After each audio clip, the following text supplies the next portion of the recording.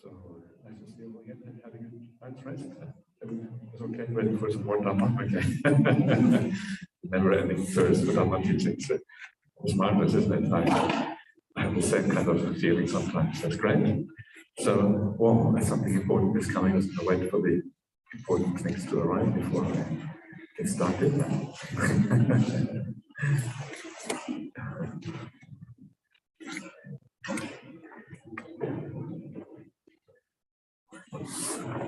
At least very comfortable. Sorry. Thank you so much.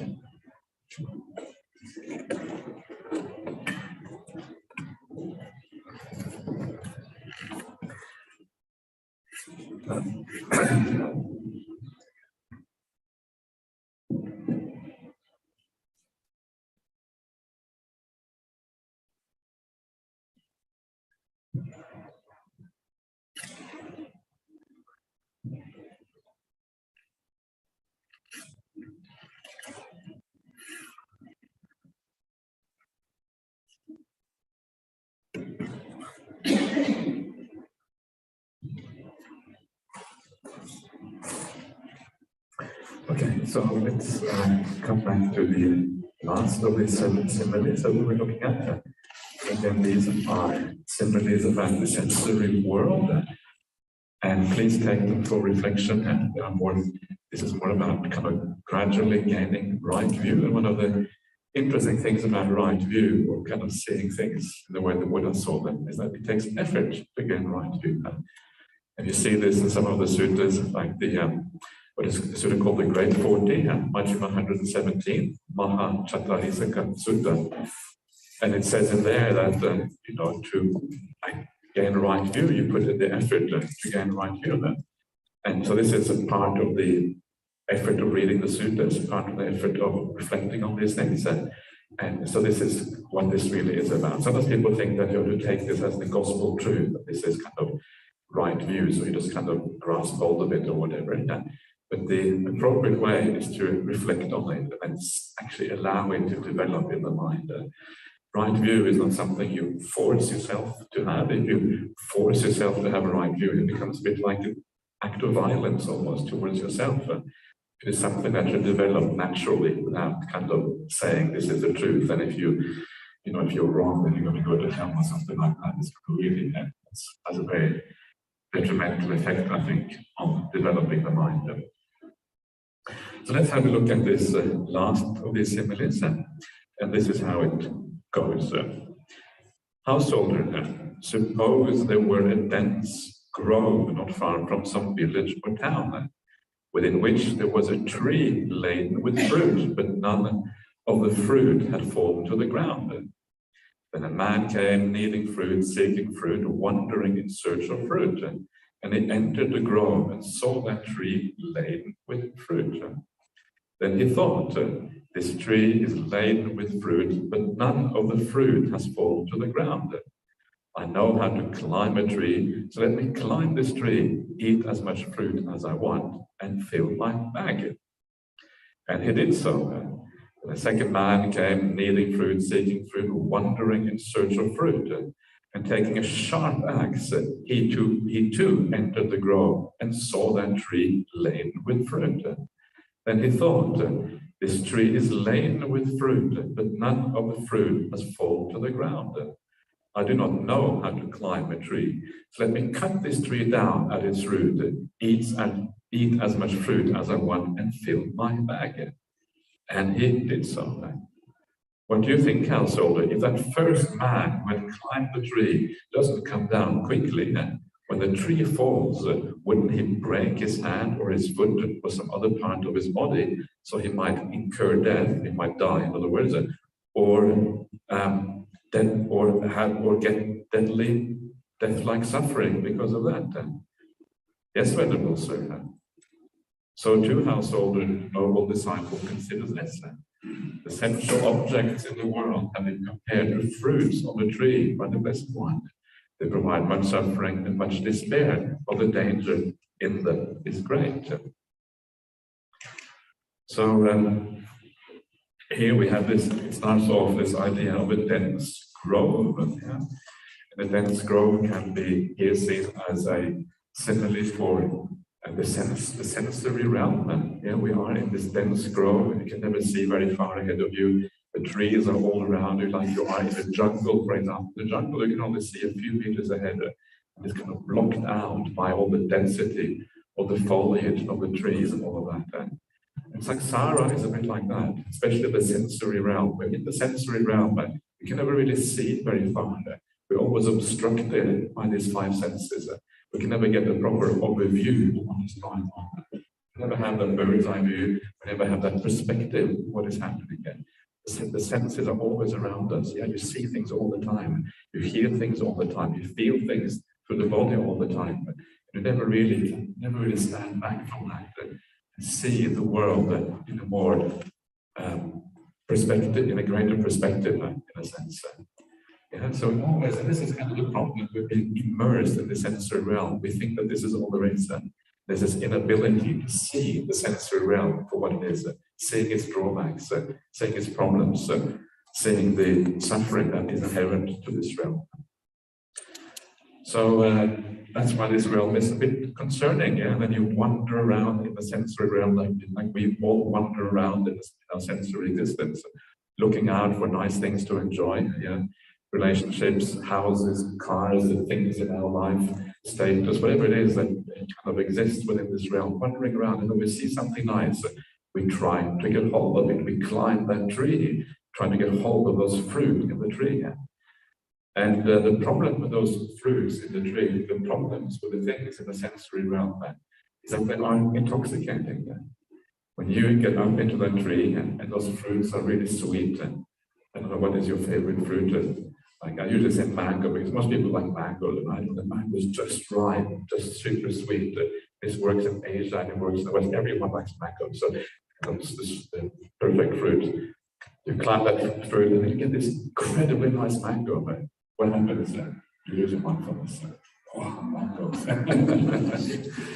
I don't know, that's kind of how it goes, right? We get intoxicated by the delights of the world. And this is one of the problems of the sensory realm. We think that intoxication is only when you drink or you use drugs or whatever. You lose your mindfulness, you lose your ability to see clearly. But intoxication can happen in so many ways. And the Buddha mentions in the suttas, you can be intoxicated by your youth. Yeah? When you're young, you feel strong. Yeah, I'm going to go out and kind of, have fun in the world, all these kind of things. Or you can be intoxicated by the health, says the Buddha. When you're healthy, you forget that sickness is part and parcel of having a body. Having a body, you're always going to get sick. It is not, I haven't really taken any suttas here that discuss these things, these kind of downsides of the body, like sickness. But one of the kind of Ajahn Brahm's famous sayings, which I really like, is that when you go to the doctor, you should never say, "Oh, doctor, something is wrong with me." You should always say, "Doctor, something is right with me. I'm sick again today." The doctor will look at you and he will probably send you over to the funny farm or something, because you're saying things that are a bit unusual. But that is the nature of things. We are intoxicated by all these things, intoxicated by health, forgetting the reality of the body, intoxicated by life, says the Buddha, forgetting that you're going to die. This is how most of us live most of the time. Yes, we know we're going to die, but we don't really know it fully. It's like at the back of our mind somewhere, without really grasping how quickly it can happen. Yeah, and it's really hard to get in that mind state where you are ready to die at any moment, really. That is the only way to live, in a sense, because that is when you are realistic about how this life actually is. And it's not really depressing at all. It's actually a wonderful thing when you live like that. It really makes you alive. It really brings you into the present. So intoxication happens on so many levels, and just being in the sensory realm, enjoying the sexual pleasures of the world, that too is a kind of intoxication, says the Buddha here. We forget about our priorities. We forget what is really important, because when we are intoxicated by the five senses and all the objects of that realm, that is what becomes important. And because that is important, we are willing to put aside morality, put aside kindness in the pursuit of things that belong to the five sense realm. That is called intoxication, when you forget your priorities. You forget that actually kindness, living well, living with a good heart, being peaceful, these are the things that lead to positive outcomes in the long run. You forget all of that because you're intoxicated by the world around you. This is very, very interesting, this idea of being intoxicated by those sweet mangoes in the top of the tree, forgetting what is going on, not realizing there's another man coming at the bottom with an axe. Yeah, he's about to chop it down. And you, oh, so sweet, so nice, crash. Right? That's intoxication for you. And this is what happens. And of course, the crash there, what happens there is that you're intoxicated, you do bad things, and then you get reborn in a bad destination. You have some bad outcome. Yeah? That is kind of the idea behind this. So it's a wonderful sin that brings out, I think, another important aspect of the sensory world, this intoxicating aspect. So, what is the alternative? I try to see the alternatives of these similes, because the similes point to the downside. But then what is the opposite of that simile? And the opposite of this simile here is we have to try to rise out of that jungle. As long as you are stuck in that jungle, all you can see is the sensory world around you, and you are stuck. You cannot really see what's going on. And one day you wander through this jungle, you come to a hill, or a mountain, or a pyramid. Yeah, you climb that pyramid, you climb that hill. And when you climb that hill, suddenly you see the whole forest underneath. Yeah, you see the top of the trees, you see the canopy of the trees, you're above everything. You look out and you can see into the horizon. And you get a perspective on that forest, on the jungle, of the five senses for the first time in your life. You understand what it is. You understand its limitations. You understand why it's never going to give you the suffering. It's never going to give you the happiness that you want. There's always going to be a downside to this. And then you can, because you need to rise above it and be able to see that. And there's a beautiful simile in the sutta. The Buddha talks exactly about this. This is found in the Dhamma Sutta, actually 126. If it sounds like I kind of recite suttas left, right, and center, because I've been reading the suttas for such a long time, I know the suttas pretty well, especially certain core passages I know very well, so I know where they are. Dhamma Sutta, the level of the tamed person. And in that sutta, it has this beautiful simile, all these beautiful similes of mountains in the sutta. This is a simile of the mountain or the hill. There's a simile of two friends walking through the jungle, just like here. There's a canopy, there's a forest everywhere, you can't see very far. And they come to the hill. And then one friend says to the other one, I'm going to walk to the top of the hill. You want to come with me? And I couldn't be bothered. Yeah, too much hard work to climb those hills. I'm just going to stay on the bottom here. You climb the hill. So the friend, one of the friends, he climbs the hill and he gets to the top, and then he goes on the top, and then he looks around and says, wow, the view from here, you wouldn't believe the view from up here. I can see all these little villages down there, and I can see the little roads between the villages, the little lakes, the streams, the fields, the meadows, the groves, and all of these things. Wow, it's so amazing. This view, you really get perspective up here. And he shouts down to his friends, "Yay, come up and have a look at all these meadows and beautiful things." And the fellow on the bottom says, I don't believe a word of what you're saying. And then this friend on the top, he gets a bit exasperated. I have seen this. He's like the Buddha. He has seen reality. He has understood the greater picture. And we don't want to listen to the Buddha in the same way this guy at the bottom does not want to listen to his friend, even though he's standing on the top of the mountain. These are real friends, right? These are Kalyana Mitras we're talking about here. So he goes down to the bottom of the mountain. He grabs his friend by the arm, pulls him up to the top. This is what the Buddha is trying to do to all of us, yeah? Pull us to the top of the mountain so we too can get that view that arises out of deep meditation. Pulls him up to the top of the mountain and says, look, what do you see? Oh, okay, I guess you're right. I see meadows, villages, little streams, and all of these kind of things. Yeah, of course, because it is there to be seen. And then the simile, the idea of the simile is precisely the idea that the mountain, that is, and then I should say first of all that this other friend, he asked, well, how come you just now you were saying, I don't believe in those meadows and streams, all that kind of stuff, and now you say, well, actually, you're right. And then his friend answered, I was blocked by this mountain. Yeah, I couldn't see what was going on. And then the Buddha says, well, the simile here is that the mountain is a simile for the 5 hindrances. And mountain is the kind of the 5 hindrances that blocks us from what's seeing and what is really there. And of these 5 hindrances, the first one is the most important one. The first one is the 5 senses, right? The world, or the sensory world. That is kind of the main thing. The other 4 hindrances actually derive largely from the first one. So the mountain is the 5 hindrances. The mountain is what blocks that view. We cannot see what is going on. Once you rise above the 5 hindrances, come to the top of the mountain, then you get the bird's eye view. Then you see the world, the 5 senses, the 5 hindrances, all of that below you. You see it for what it actually is. You understand reality. You see the meadows. You see all the things below.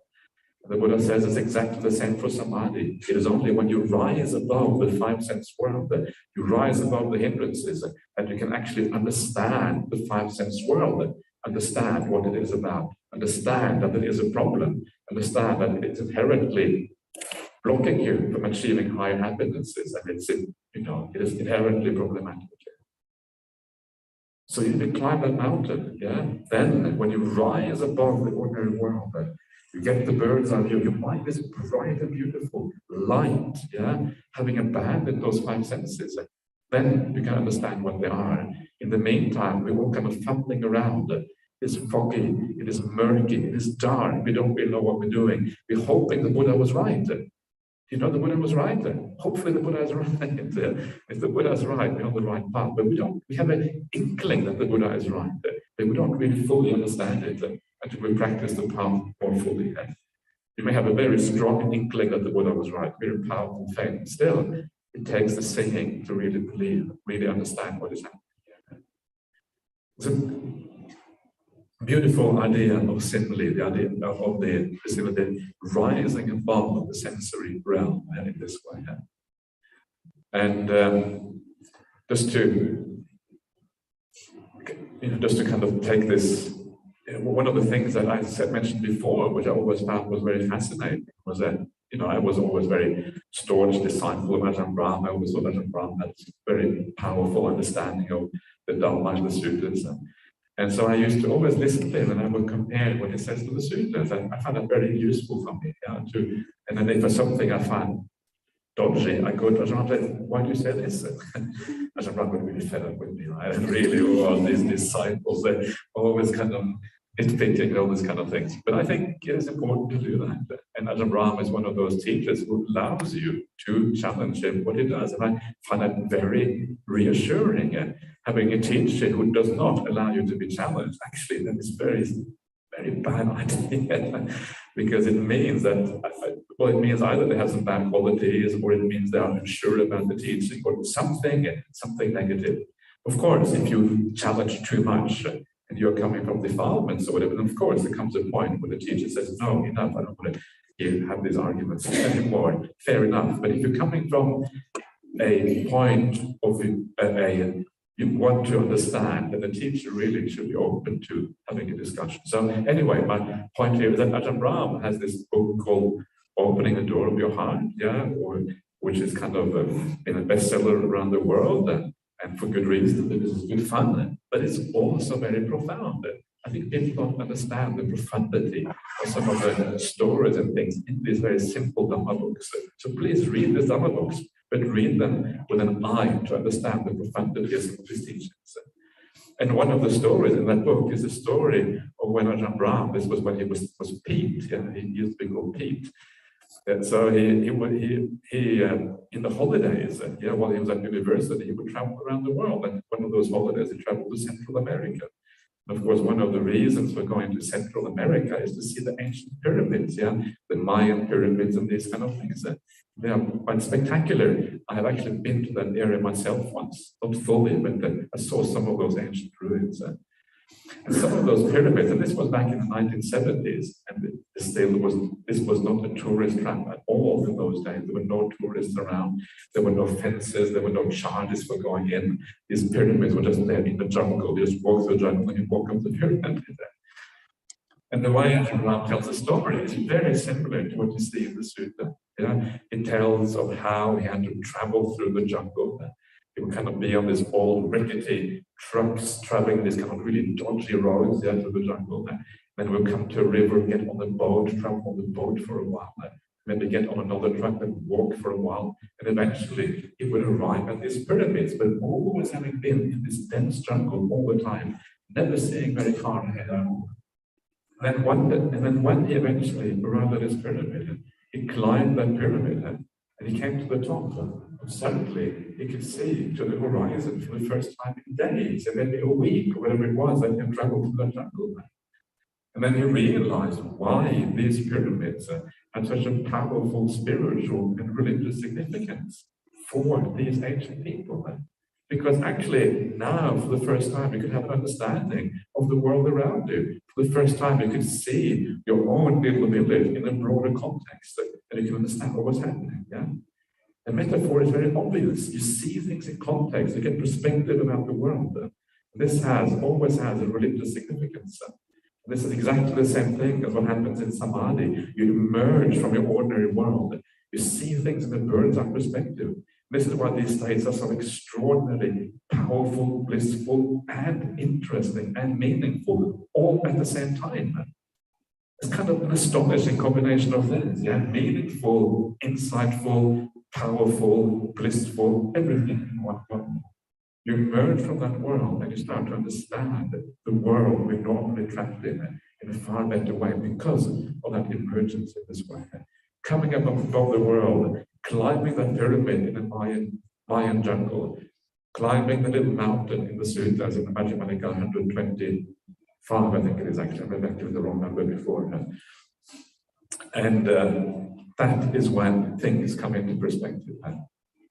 So this is the opposite of being in the jungle. It's the opposite of climbing the tree, gorging yourself on mangoes. You let go of all that and you climb out of it instead. And this is what we're trying to do on the Buddhist path, elevating our minds, filling kind of the mind so it kind of becomes bright and light, it kind of lifts off above the sensory realm, so to speak. Anyway, so that is that beautiful simile, and I'm going to leave it at that because we have to move on. We have to come back to the Nikaya 15 again, which is all about coming back to dependent origination.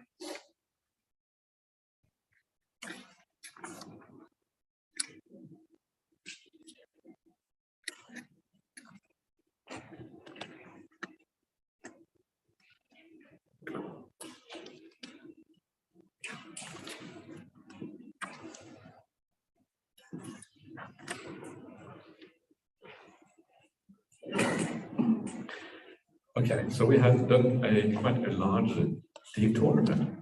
We have been talking about cravings and angers and all of these kinds of things. And the reason for that is because we were looking, if you can remember back now, a couple of days back, we were looking at the linkage between feeling, Vedana, and craving, Tanha.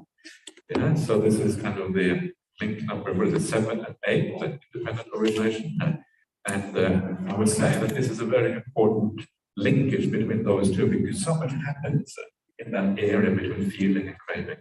All of these things we've been talking about now for the past couple of days have really been about what happens when we feel the world and then we crave as a consequence. And the kind of contemplations and reflections we need to do so as not to get taken completely for a ride by craving and ending up doing many bad things that we regret later on. This is the kind of reflections that we need to do now. So just to remind you where we were before we took this kind of detour around the sutta universe. So now we're going to come back again. And now we're going to carry on. And now the Mahanidana Sutta, the great sutta on causation, actually itself makes a little detour. Yeah? It looks at things from a way that is a bit unique to this particular sutta. It's not found in any other suttas on dependent origination. So this is kind of unique to this sutta, but it's found a couple of other places in the suttas, but not in this particular context. So this is what the Buddha then says, carrying on from where we were before. So it is, Ananda, that feeling is a cause of craving. It should actually be the cause of craving. I notice I haven't corrected this. I corrected this throughout because this is about the Suddhanta's translator. Sometimes I disagree with him. And I think saying it is a cause of craving is far too weak. It is the cause that matters. Yeah? It is the cause that ensures the result. And in the absence of that cause, the result cannot happen. So it is the significant cause in this relationship. So saying it is a cause, to my mind, is too weak. So I'm trying to tell them this once, change it, make it the cause. He hasn't changed it. It's to be expected. Yeah? Usually we have kind of opinions about this. It's to be expected. It's rare that people really take on board kind of suggestions, but never mind. I'm still convinced, of course, of my own reading, just like everyone else is convinced of their own. That's kind of the way things often are. But anyways, that's my preferred reading there. So feeling is the cause of craving. And then comes this alternative sequence, right? Craving is the cause of seeking. Seeking is the cause of gaining material possessions or material things. Gaining material things is a cause of assessing or decision. Assessing is a cause of desire and lust and desire and whatever, desire and desire. Desire is the cause of attachment. Attachment is the cause of ownership. Ownership is a cause of stinginess. Stinginess is a cause of safeguarding. Owing to safeguarding, many bad, unwholesome things come to me, taking out the rod and the sword, quarrels, arguments and disputes, accusation, divisive speech, and lies. Yeah, so this is an interesting detour in dependent origination. The reason why I think the Buddha has added this, we'll see the reason a little bit later on, is that normally dependent origination is always about rebirth. It is the idea of the second noble truth is that craving leads to suffering because it is about rebirth. Suffering is the process of being reborn. And that is the main understanding of Buddhism. The main problem is the rebirth. But here, the Buddha makes the point that craving does not just lead to suffering because of rebirth, but it also leads to suffering in the present life. This is kind of what it's doing. So here he's adding that second idea of craving. So, but this is an important point, is that this, what we see here, this is the secondary thing. The primary thing is always the rebirth process. And it's quite common to see it all the way around. Actually, the primary thing becomes suffering in this life, and the rebirth is only secondary. Actually, it's very much the other way around. But nevertheless, it is still true that it leads to problems in this very life. And this is what we are seeing here. So let's try to analyze this a little bit. Craving causes seeking. Yeah, kind of makes sense. You go out into the world looking for ways to satisfy your craving. We all know what that means. When you seek, you gain things. Yeah, you're seeking the result of seeking is that you gain things, because that's what seeking is. You go to the shop seeking for something, you buy something, okay, you gain it. So you gain things because of seeking. Then when you gain these things, the things that you own in your life, the things that you gain, you assess them, you make decisions about them. Some things that are more important to you, something that you like, something that maybe you throw out, something to hold on to, or you gain something. You can maybe even say that you gain them, but you don't really possess them yet. You kind of have the option between things, right? And then you choose some things, you don't choose others. And this is the idea of decision making and assessing things in the world. Not everything is equally important to us. And then as you assess them, and as you say that certain things are attractive to you and you like them, of course, then that gives rise to desire. Yeah, we're already craving. The initial craving leads you to seeking, but now it is more a specific desire for that object that you have chosen out. It's not a different kind of desire, what you can see here. One is a general craving, the craving that you just feel a lack inside of you. There's a hole within that says, I need to be filled up. So you go out in the sensory realm trying to fill up that hole. Now we're talking about specific desire for specific things, relationships, things in your life, the house, or whatever it might be. And then because of that desire for these things in our life, we attach to those things. They become important to us, right? Especially relationships. That's where the most strongest attachments are in the world, is in relationships to other people. Any kind of relationship, really. And then it says here, from that attaching comes ownership. I think Venerable Bhikkhu Bodhi has the translation possessiveness instead of ownership, which I think is better, because possessiveness is more like a mental attitude we have to something. Ownership seems to say that we actually own it, but we know the Buddha says you never own anything. Yeah, all you do is you have it for a time and you have it for a while, and then you have to give it up again. Everything in the world is borrowed. So there is no actual ownership, but there certainly is possessiveness, because that is more like a mental state, the feeling of possessing things. And of course, once you possess things, once this is mine, then you say to other people, keep your hands away. Yeah, you become stingy. This is my stuff. Yeah, oh, don't come near this. And we become stingy, and we get this really unpleasant mind state, which is stinginess. My world, my things, stay away. And of course, that implies safeguarding.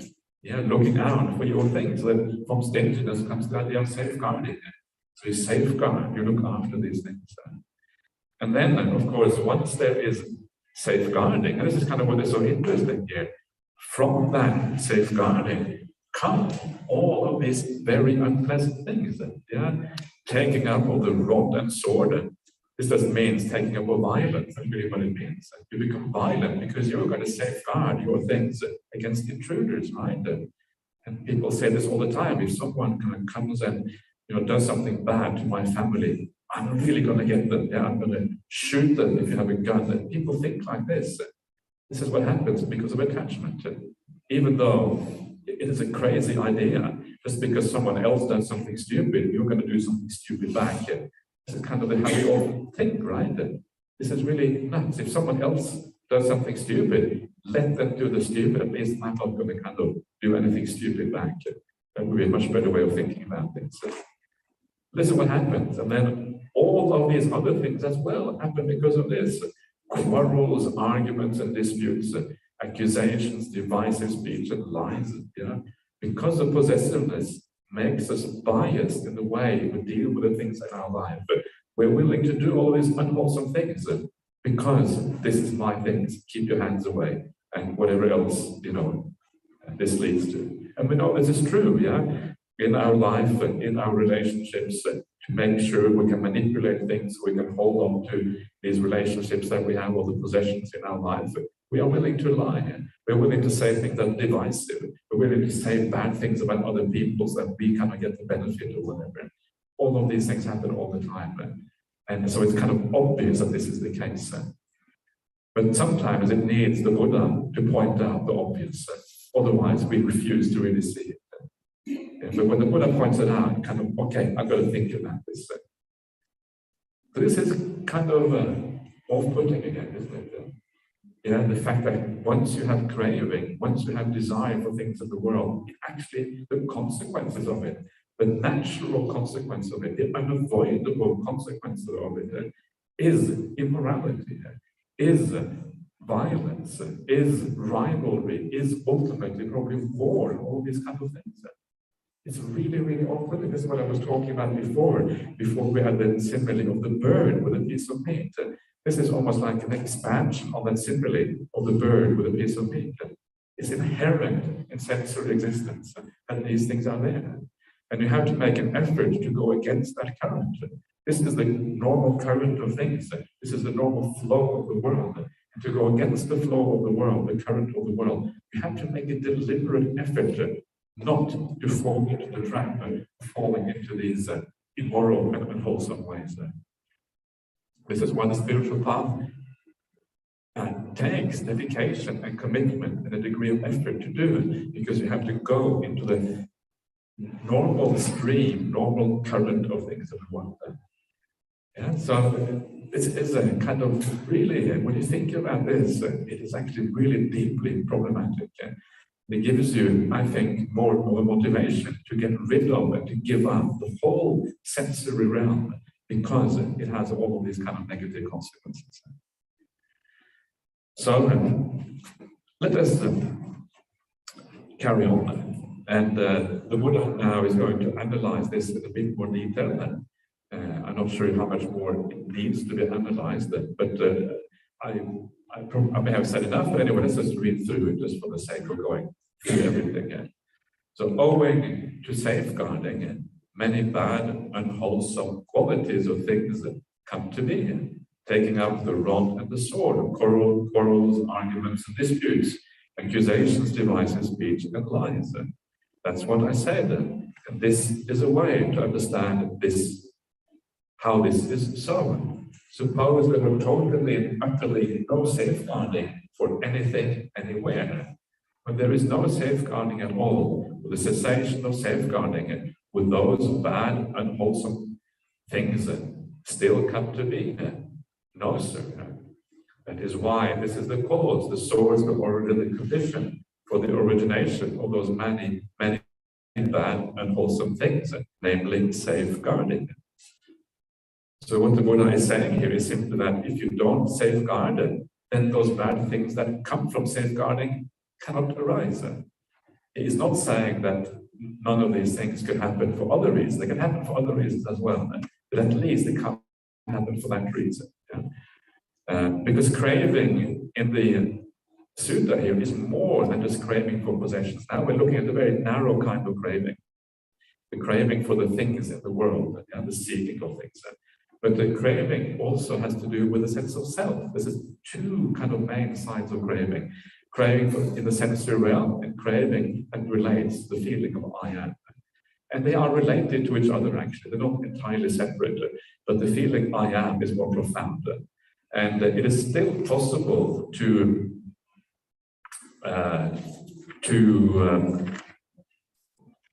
end up with arguments and all of these kind of things simply because of the feeling, the craving for the sense I am, and the things that are involved with the sense of I am. And if someone abuses you on the street and say you are nobody, you come from Norway, you kill whales in Norway, you evil people. What are we? And that's kind of how things happen, right? Because you identify as a Norwegian, your Norwegian identity is very strong, and you're going to, whatever it takes, you're going to defend the killing of whales, the last, your last breath or whatever it is. And this is kind of how things often work because of that sense of identity. So, by the way, I don't think killing whales is a very good idea. I don't think killing any animal is a good idea. That's fine. I don't really agree with that whole policy. But anyway, that's just different matter. Just to be clear, so no one kind of should kind of accuse me later on of being a whale killer. So,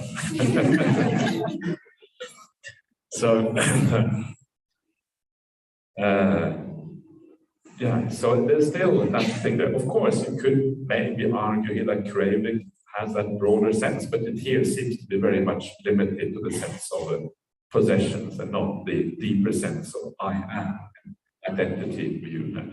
So identity, very important part of the Buddhist teachings. The sensory realm and identity, the two pillars of craving in human existence or any existence for that matter. So let us carry on down here. Stinginess is the cause of safeguarding. That is what I said. And this is the way to understand how this is so. Suppose there were totally and utterly no stinginess for anything, anywhere. When there's no stinginess at all, with the cessation of stinginess, would safeguarding still be found? No, sir. That is why this is the cause, the source, the origin, the condition of safeguarding, namely stinginess. So if there's no stinginess, you don't safeguard anything. Yeah, you're not willing to take up violence and all these kind of things to safeguard your things. You're open-handed, or open-hearted. You're willing to share whatever you have with almost anyone in the world. It's kind of a remarkable state of mind to have that openness, always willing to share and always willing to be open to anything. Yeah. It's a beautiful thing, no stinginess whatsoever. Yeah. It's kind of hard to, and especially if you have a house, it's hard to kind of see that. If someone comes, yeah, please come in, yeah, lie down on the bed over here and just chillax, for some kind of random stranger. And this is a little bit like having no stinginess at all, always willing to share anything. It's very beautiful. I noticed now when we had the war in Ukraine started out, the refugees starting to stream out of Ukraine. And then people were saying, well, where are we going to house them? And straight away there were people putting up their hands, yeah, come to my house, stay with me, yeah, stay with us. And then there were others who said, no, don't come to us, yeah, go somewhere else. And the countries like Poland have got a massive influx of refugees, yeah, really, really big time. And it was marvelous to see in Poland. They weren't apparently very well organized with the government. The government didn't do all that much. The ordinary people were incredibly hospitable and bringing people in, and allowing them to stay with them and kind of, the Ukrainians, I suppose they're almost like the brothers and sisters of the Polish, right, next door or whatever, and taking them into the houses. And it's a wonderful, beautiful thing. Yeah. This happens not just in Poland, it happens everywhere. Because, of course, there are people with beautiful qualities anywhere to go in the world. And I saw that even in Norway, where we had far less refugees coming in, people were kind of opening the doors to these Ukrainians. Can't even speak the same language, right? But okay, come in and stay with us. And it's beautiful. You see the good qualities of people in the world. So when you see those stories, rejoice, because you're seeing a different side of humanity than you normally see in the news. There is so much beautiful things going on in the world. A lot of ordinary people with beautiful qualities. This is precisely what we're seeing here, is this lack of possessiveness, this open-heartedness, allowing other people just to come in. This is my house, but of course you can share my house. Yeah, you're a refugee, I have compassion for you. There's something very attractive about that. And when you do your mental meditation, if you remember these things, it makes it so much easier to have for the whole world. You just see the goodness that actually is there. So you are no stinginess, then there's no safeguarding. Yeah, all of these problems disappear as a consequence. So then he goes on. Ownership is the cause of stinginess, or as I said, possessiveness is the cause of stinginess. That is what I said, and this is the way to understand how this is so. Suppose there were totally and utterly no possessiveness for anything, anywhere. When there's no possessiveness at all, with the cessation of possessiveness, would stinginess still be found? No, sir. That's why this is the cause, the source, the origin, the condition of stinginess, namely possessiveness. Yeah, so we don't hold on to our possessions so much. We know, I guess, deep down that this is only mine temporarily anyway. Might as well share it with the whole world. Yeah, if it's temporary and it's only for a short time, why not share it with everyone else? Someone else is going to take it over eventually anyway. Might as well do it now. Yeah, okay, take it over now and come in and share with us. Attachment is the cause of possessiveness. That is what I said. And this is a way to understand how this is so. Suppose there were totally and utterly no attachment for anything, anywhere. When there is no attachment at all, with the cessation of attachment, would possessiveness still be found? No, sir. Kind of obvious, right? If you're not attached, you don't possess things. They kind of obviously go together. That is why this is the cause, the source, the origin, the condition of possessiveness, namely attachment. Desire and lust. Lust is not the ideal word, this means another form of desire in a much broader sense, really. But anyway, so desire is the cause of attachment. That is what I said. And this is a way to understand how this is so. Suppose there were totally and utterly no desire for anything anywhere. When there's no desire at all, with the cessation of desire, would attachment still be found? No, sir. This is why this is the cause, the source, the origin, of attachment, namely desire and what is desire. So, one of the things I didn't mention about this whole sequence, which is interesting here, is that this sequence is also like an expansion on the factors 8 and 9 in dependent origination. Dependent 8 and 9, which we have already seen, is craving, tanha, and then taking up, upadana, grasping, right? And these two things, maybe also with bhava, the factor number 10, these things are really here expanded into much greater detail. So we're zooming in on those things. How does this whole process of craving and grasping really occur? And this is like an expanded version of those two factors in dependent origination. Yeah? But it's quite complex. There's many things really happening here. Yeah? You choose things, you make choices, and then gradually the attachment becomes stronger and stronger. First of all, you're seeking things, and you look at them, a little bit of attachment, you desire them more as you use them more, and they become more important in your life. So these things are things that build and grow and always change and shape shift from one thing to something else all the time. Attachment and craving kind of building up and building on each other in this way. So this is, for that reason, it's actually quite interesting that you can actually plug in this whole sequence into those 2 or 3 factors in dependent origination to kind of get the broader idea of craving and grasping. So, so here, this particular passage, but this particular link here is, of course, very closely related to this whole idea of how desire leads to attachment. It's very much part of the idea of tanha, paṭicca, upadana, independent origination. Okay, next one. Assessing is the cause of desire and lust. That is what I said. And this is a way to understand how this is so. Suppose there were totally and utterly no assessing of anything anywhere. When there's no assessing at all, with the cessation of assessing, would desire still be found? No, sir. That is why this is the cause, the source, the origin, the condition of desire, namely assessing. So the Pali word for assessing is vinicca. And vinicca is it means assessing, it also means judgment, it also means decision.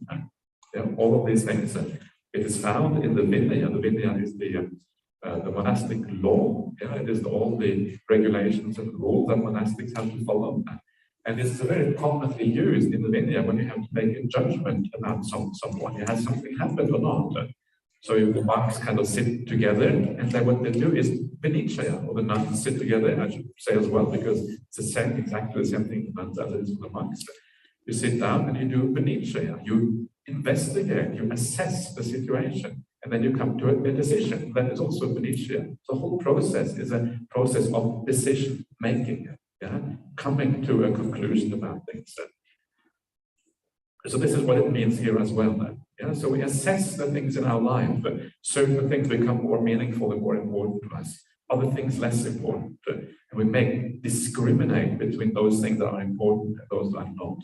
And based on that, all these desires and lusts even arise in us as a consequence of this decision-making and assessment.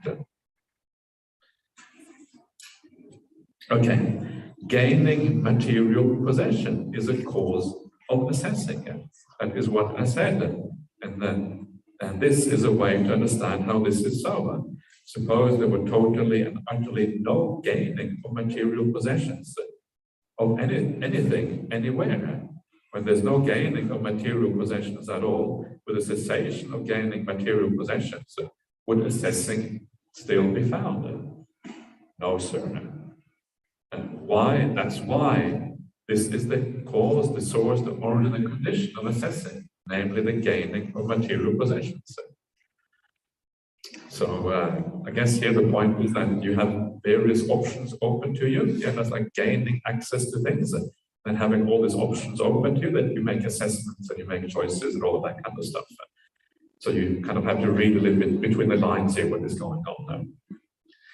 Seeking is the cause of gaining material possessions. That is what I said, and this is the way to understand how this is so. Suppose there were totally, utterly no seeking for anything, anywhere. When there's no seeking at all, with a cessation of seeking, would there be the gaining of material possessions? No, sir. That is why this is the cause, the source, the origin, the condition of the gaining of material possessions, namely seeking. So we seek things in the world, and remember what I was talking about earlier on about the noble search sutta, the Arya Pariyesana Sutta, paṭicca-samuppāda 26. I would really recommend you to have a look at that sutta. It's a beautiful sutta about the Buddha to be his practice before his awakening. That is where he makes this distinction between two kinds of search, the noble search and the ignoble search. What we are saying here is an ignoble search, searching for things in the world. And the Buddha realized, actually, why am I wasting my time searching for all these things that have the same problem that I have already? They're all subject to death, subject to impermanence, subject to cessation, subject to being lost and destroyed, especially at this when you die. So let me go on the noble search instead. So this is the same word as the word for search there. Pariyesana. Is the Pali word. Arya Pariyesana Sutta. So, coming back to craving again. Craving is the cause of seeking. That is what I said, and this is the way to understand how this is so. Suppose there were totally and utterly no craving for anything, anywhere. That is, craving for sensual pleasures, craving for continued existence, and craving to end existence. When there's no craving at all, with a cessation of craving, would seeking still be found? No, sir. That is why there is this is the cause, the source, the origin, the condition of seeking, namely craving.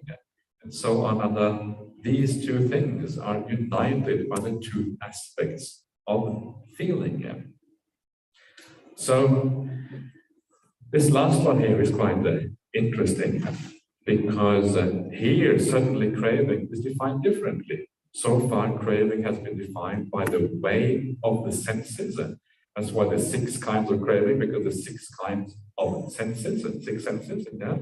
But now suddenly we have craving in a different way. We have craving for sense pleasures, craving for existence, and craving for extermination, to end existence.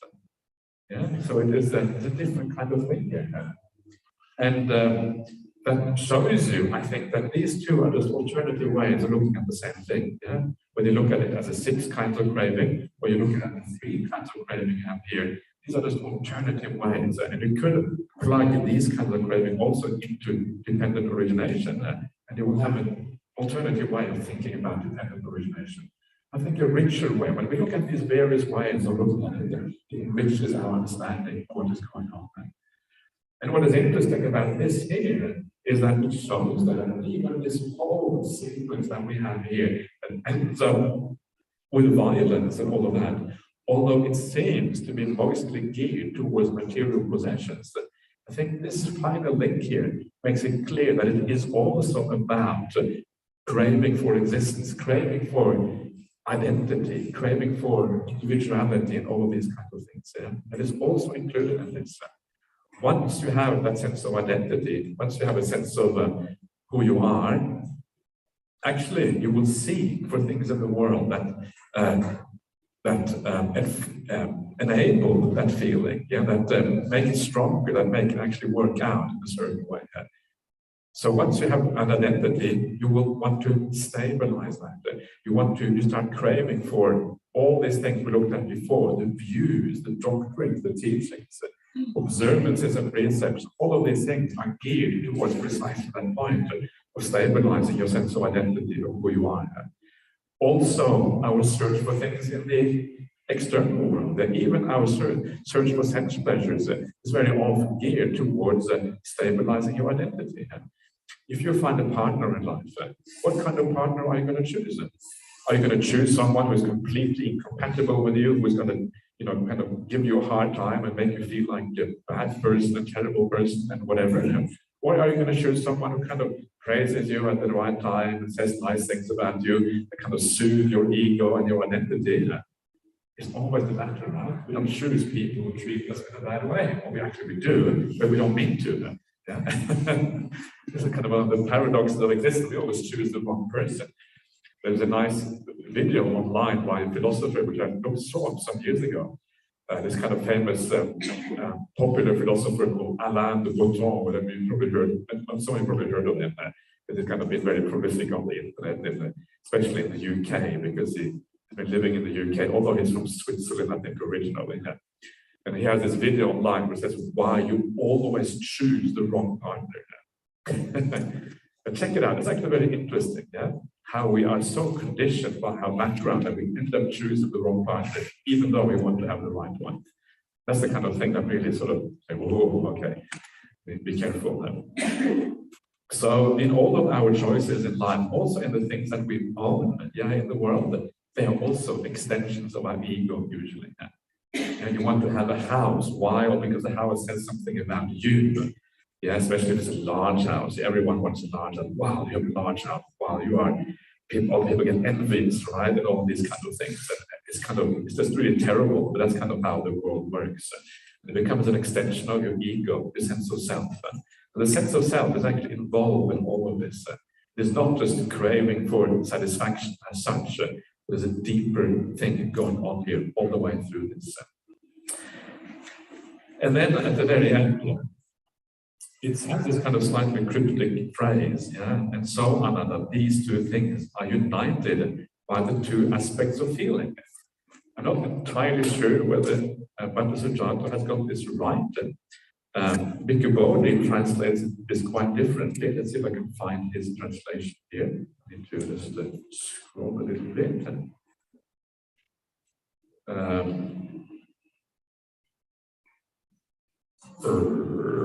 He says, thus Ananda, these two phenomena, being a duality, converge into a unity in feeling. That's quite different, right? One talks about two kinds of feeling, two aspects of feeling. The other one talks about two kinds of craving, and feeling is only one. It's quite different idea. But the point seems to be very simply that craving here is defined in two ways. There is a craving that has to do with future existence and future lives, which is the root cause of suffering in the future. And then there's the craving that pertains to the present life that actually causes suffering in the present life. Because this sutta has kind of expanded on dependent origination in an unusual way. There's two aspects to the craving in the sutta, whereas normally we only see one of those aspects. And they converge on feeling. Feeling is the source of both of these kinds of craving. You could argue that there's two kinds of feeling. There's bad feeling and good feeling, and that the cravings kind of depend a bit on which kind of feeling, but I'm not sure that argument is really a good one. I think it is better to just think of it as feeling in general leads to craving in two ways, future existence and also in the present life. So sometimes you come across these really strange sentences and you wonder what it means, and when you figure out what it means, you think, of course that's what it meant. It's nothing too exciting anyway. It's always a bit kind of a letdown. Anyway, you think some kind of profound magical statement, but of course that's not usually the reality. Okay, so I'm going to stop there because time has turned exactly 10 o'clock.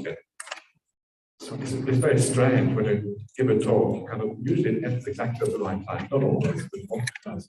And we just because we have a pattern, that's the way it goes. Right? You tweak the clock. What? The clock is always shows 10 o'clock at a certain point, and you can't go over it. Okay, it stops at 10 and it stays there. Okay. Anyway, everyone, so that's all for now. So please have a nice lunch again, and have a nice afternoon, and the meditation will be as usual.